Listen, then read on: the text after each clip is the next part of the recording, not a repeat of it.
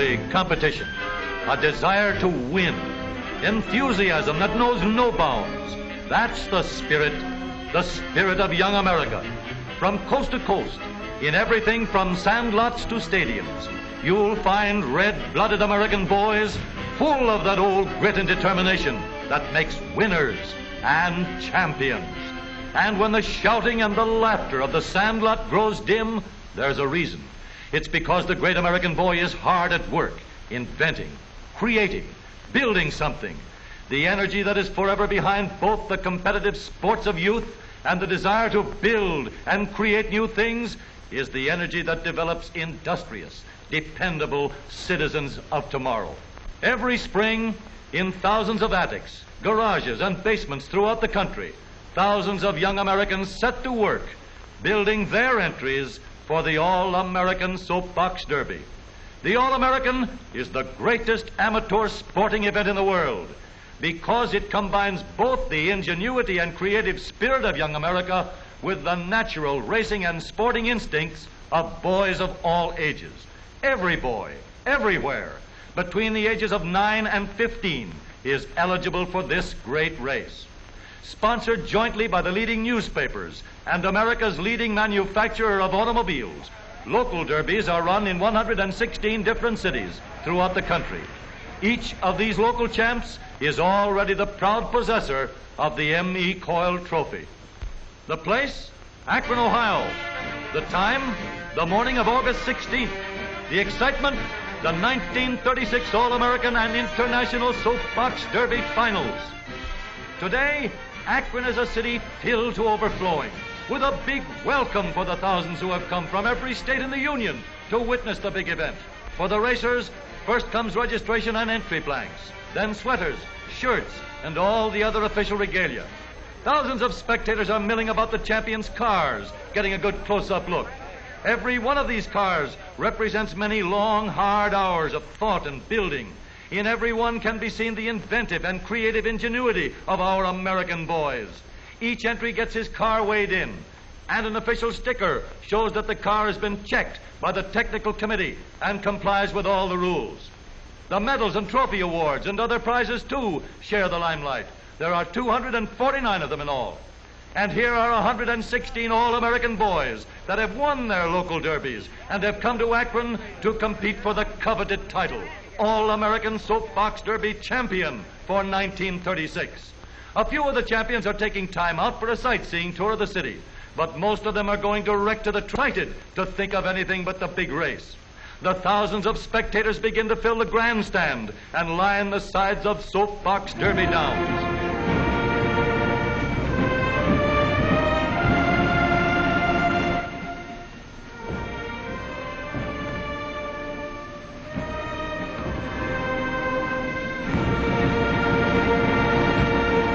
No racetrack in the world is more colorful than this, and yet it's just for boys, all-American boys.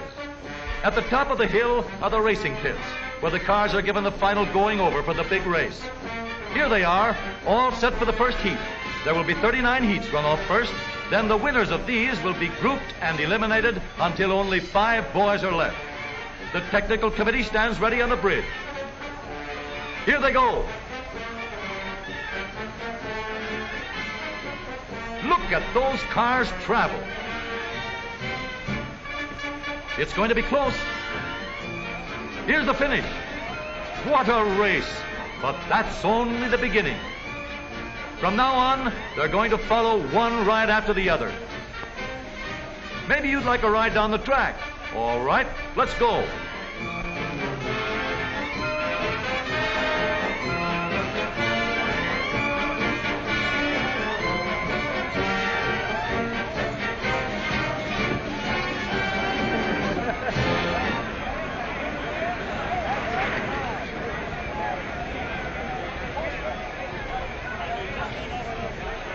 Hey, looks like we got off that one just in time. Guess we'd better stick to the sidelines.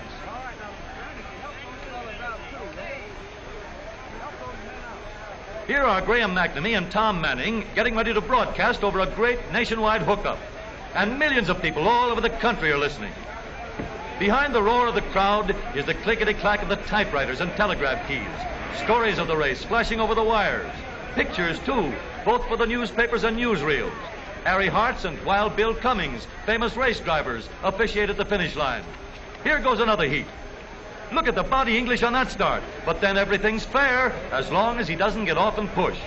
Three boys straining with every muscle, living in 1 minute the climax to all the hopes and ambitions of months of preparation. What a story there is behind every boy and his racer. And now the last preliminary heats are over. Only 5 boys remain to fight it out for the coveted honor of being hailed the new champion. Onto the truck they go for the trip back up the hill. Away go the first 3.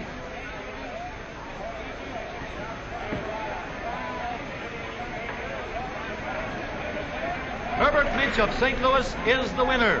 And back at the starting point, the other 2 boys get underway.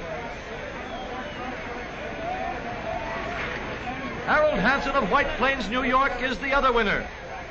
Back at the starting line, Herbert and Harold are ready for the flag. One will be the new All-American Soapbox Derby champion. There they go.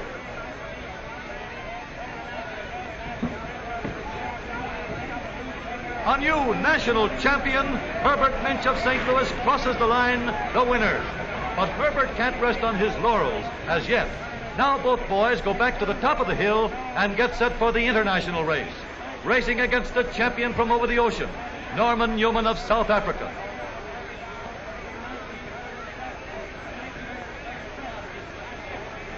They're off.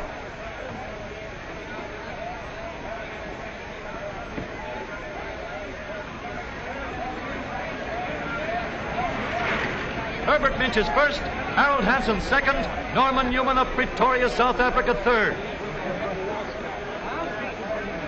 Mr. M.E. Coyle presents the first place trophy to the international champion while the other boys look on. As a fitting climax to a great day, there comes the big banquet and awarding of prizes. Here, every boy's a winner.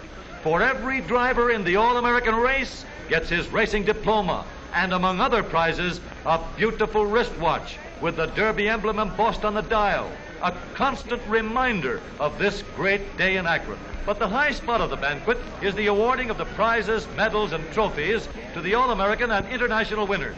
And to you, Herbert Minch, Jr. of St. Louis, it is my pleasure to present to you the first award in the All-American Soapbox Derby, a 4-year scholarship in any state university that you might select.